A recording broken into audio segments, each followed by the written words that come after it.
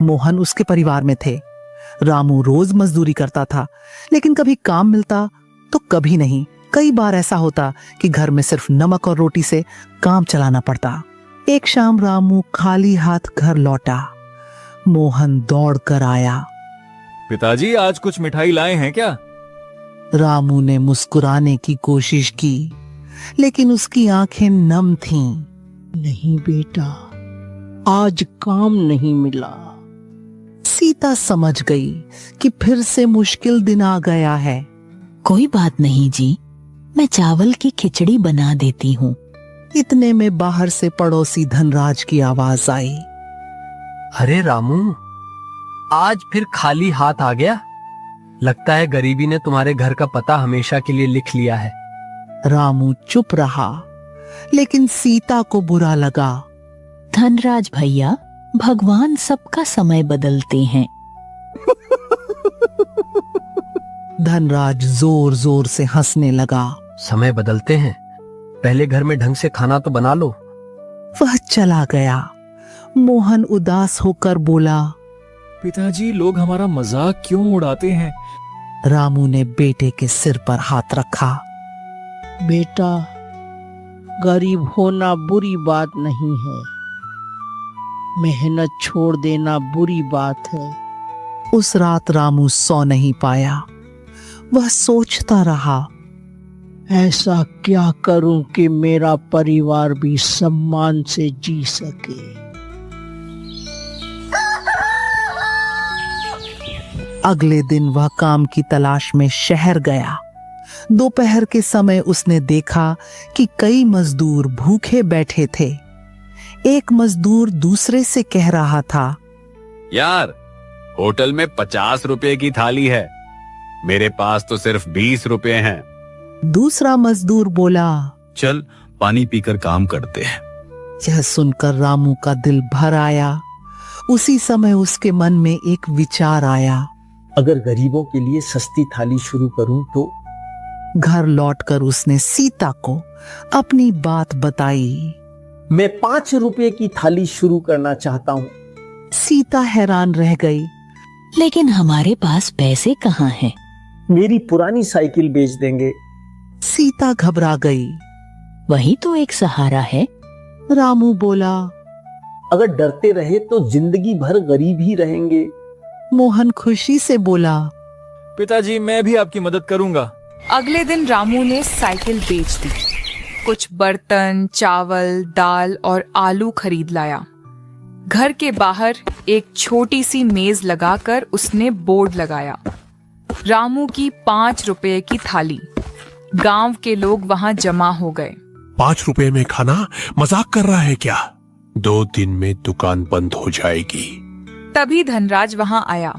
अरे रामू, खुद तो मजदूर है और चला है होटल वाला बनने। रामू मुस्कुराया। कोशिश करने में क्या बुराई है?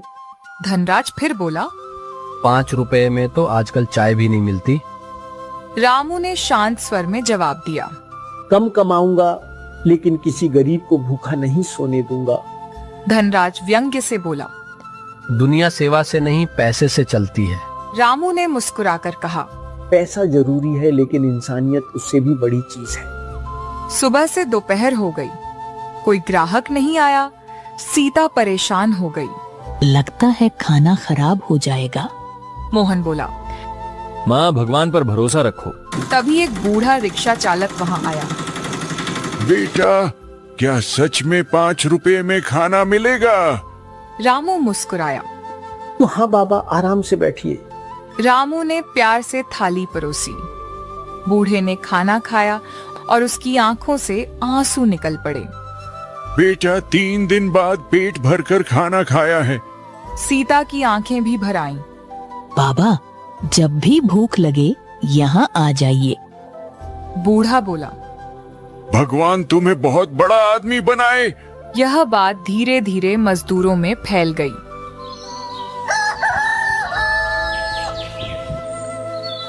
अगले दिन 5 ग्राहक आए, फिर 10, फिर 20, लेकिन धनराज को यह बिल्कुल पसंद नहीं आया।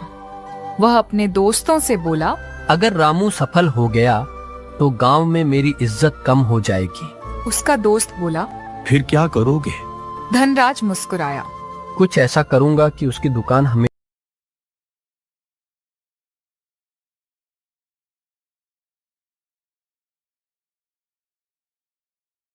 के लिए बंद और हो यहीं जाए। से शुरू हुई रामू की जिंदगी की सबसे बड़ी परीक्षा।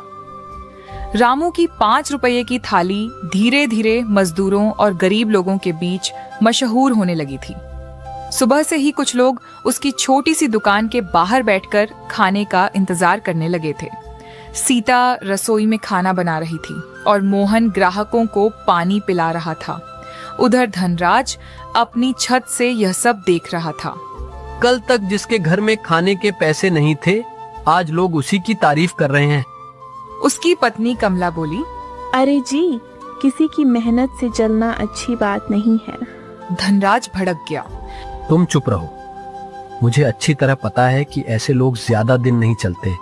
दोपहर में गांव के कुछ लोग रामू की दुकान पर आए। रामू भाई, तुम्हारी दाल तो बहुत स्वादिष्ट है। और 5 रुपए में इतना सारा खाना? आजकल तो चाय भी महंगी मिलती है। रामू मुस्कुराकर बोला। भाई बस इतना चाहता हूँ कि कोई भूखा न रहे। तभी धनराज वहां आ गया। वाह, बड़ा समाज सेवक बन गया है। सभी लोग उसकी तरफ देखने लगे। सच सच बता, इतना सस्ता खाना बेचकर नुकसान नहीं हो रहा? रामू ने शांत स्वर में कहा। थोड़ा फायदा कम होता है, लेकिन लोगों का प्यार बहुत मिलता है। धनराज हंस पड़ा। प्यार से घर नहीं चलता, पैसे से चलता है। रामू मुस्कुराया। धनराज भाई, पैसे कमाने के 1000 रास्ते हैं, लेकिन दुआ कमाने का मौका बार बार नहीं मिलता। भीड़ में खड़े एक बुजुर्ग बोले। बिल्कुल सही कहा रामू बेटा। धनराज का चेहरा उतर गया। उस रात धनराज ने अपने दोस्त पप्पू को बुलाया। कुछ ऐसा करना होगा कि लोग रामू की दुकान पर जाना बंद कर दें। क्या करेंगे? धनराज धीरे से बोला। गांव में अफवाह फैला दो कि उसका खाना खराब है। दोनों हंसने लगे। अगले दिन कुछ लोग दुकान के बाहर खड़े होकर बातें करने लगे। सुना है रामू बासी खाना खिलाता है। दूसरा बोला। हाँ, मैंने भी यही सुना है। यह सुनकर सीता घबरा गई। जी, ये कैसी बातें फैल रही हैं? रामू बोला। सच्चाई ज्यादा दिन छिप नहीं सकती। तभी वही बूढ़ा रिक्शा चालक वहां आया। उसने लोगों की बातें सुन ली। किसने कहा कि खाना खराब है? एक आदमी बोला। गांव में सब यही कह रहे हैं। बूढ़ा जोर से बोला। मैं रोज यहाँ खाता हूँ। अगर खाना खराब होता तो क्या मैं जिंदा रहता? सभी लोग चुप हो गए। फिर एक मजदूर आगे आया। रामू भाई ने कई बार हमें उधार में भी खाना खिलाया है। ऐसे आदमी पर झूठा इल्जाम लगाना पाप है। धीरे धीरे लोगों को समझ आ गया कि कोई जानबूझकर अफवाह फैला रहा है। शाम को धनराज को पता चला कि उसकी चाल नाकाम हो गई। वह गुस्से में घर पहुंचा। कमला बोली। मैंने पहले ही कहा था कि गलत काम मत करो। धनराज चिल्लाया। उसी समय उसका बेटा सोनू बोला। पिताजी, स्कूल में सब रामू चाचा की तारीफ कर रहे थे। धनराज और ज्यादा जल गया। कुछ दिनों बाद एक बड़ी समस्या आ गई। बाजार में चावल, दाल और सब्जियों के दाम बढ़ गए। सीता परेशान होकर बोली। अब क्या करेंगे? खर्च बढ़ गया है। मोहन भी उदास हो गया। पिताजी, क्या अब हमें दुकान बंद करनी पड़ेगी? रामू कुछ देर चुप रहा, फिर बोला। नहीं बेटा, मुश्किलें आई हैं तो उनका सामना भी करेंगे। सीता बोली। लेकिन पैसे कहाँ से आएंगे? रामू ने मुस्कुराते हुए कहा। भगवान ने आज तक भूखा नहीं सुलाया, आगे भी रास्ता निकाल देंगे। लेकिन दूसरी तरफ धनराज मन ही मन खुश हो रहा था। धनराज हंसते हुए। अब देखता हूँ 5 रुपये की थाली कितने दिन चलती है। उसे क्या पता था कि अगले ही दिन एक ऐसी घटना होने वाली थी जो पूरे गांव की सोच बदलने वाली थी। अगले दिन सुबह रामू हमेशा की तरह दुकान खोलने की तैयारी कर रहा था, लेकिन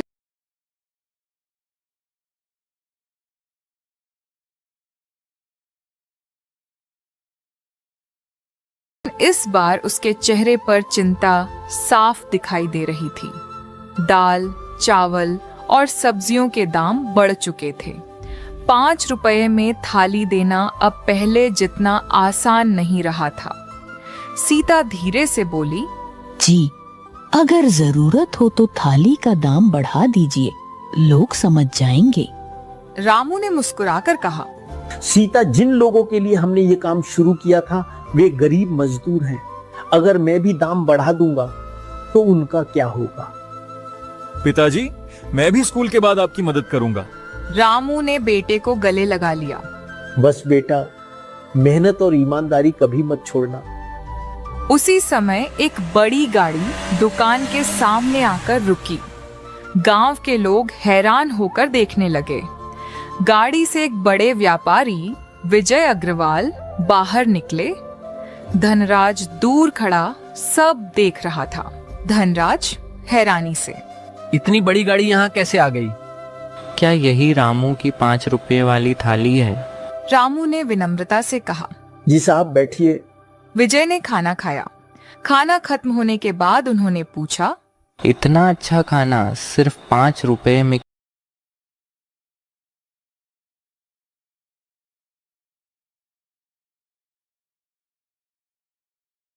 क्यों बेचते हो? रामू मुस्कुराया। साहब, मैंने भूख देखी है, इसीलिए चाहता हूं कि कोई गरीब भूखा ना रहे। विजय कुछ देर तक रामू को देखते रहे, फिर बोले, आजकल लोग पैसे कमाने के लिए काम करते हैं, लेकिन तुम लोगों का पेट भरने के लिए काम कर रहे हो। इसी बीच एक मजदूर अपनी जेब टटोलने लगा। उसके चेहरे पर घबराहट थी। रामू भाई, मेरा बटुआ कहीं गिर गया, मेरे पास पैसे नहीं है। रामू मुस्कुराकर बोला, कोई बात नहीं भाई, आज मुफ्त में खा लो, जब पैसे हो तब दे देना।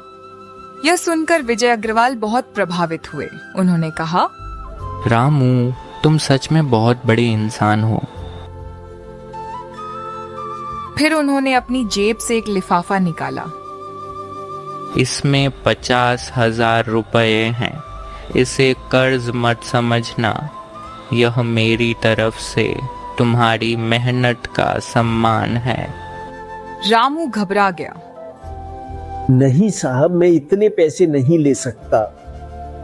विजय हंसते हुए बोले, अगर तुम इन पैसों से और लोगों का पेट भरोगे तो मुझे खुशी होगी। मैं आपका ये उपकार कभी नहीं भूलूंगा। कुछ ही महीनों में रामू ने अपनी छोटी सी दुकान को एक बड़े ढाबे में बदल दिया, लेकिन उसने एक नियम कभी नहीं बदला। गरीब मजदूरों के लिए 5 रुपए की थाली हमेशा उपलब्ध रहेगी। अब दूर दूर से लोग रामू के ढाबे पर आने लगे। लोग उसे प्यार से 5 रुपए की थाली वाला रामू कहने लगे। उधर धनराज का व्यापार धीरे धीरे घाटे में जाने लगा। एक दिन वह उदास होकर रामू के पास आया। गांव के लोग सोच रहे थे कि शायद फिर कोई झगड़ा होगा, लेकिन इस बार धनराज की आंखों में घमंड नहीं, पछतावा था।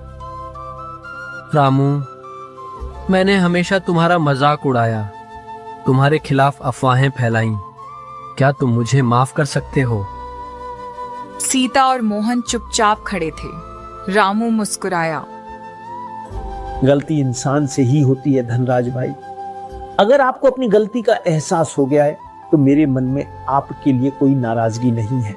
धनराज की आंखों से आंसू निकल पड़े। मैंने तुम्हें गरीब समझकर छोटा समझा था, लेकिन आज समझ आया कि बड़ा आदमी पैसे से नहीं, दिल से बनता है। यह सब देखकर गांव के बुजुर्ग बोले, देखो बच्चों, मेहनत करने वाला इंसान कभी हारता नहीं और घमंड करने वाला इंसान हमेशा हारता है। मोहन गर्व से अपने पिता की ओर देखने लगा। पिताजी, मैं बड़ा होकर आपके जैसा इंसान बनूंगा। मुझसे भी अच्छा इंसान बनना बेटा। मॉरल ऑफ द स्टोरी, गरीबी कभी इंसान को छोटा नहीं बनाती, लेकिन घमंड इंसान को ज़रूर छोटा बना देता है। मेहनत, ईमानदारी और दूसरों की मदद करने वाला व्यक्ति एक दिन ज़रूर सफल होता है।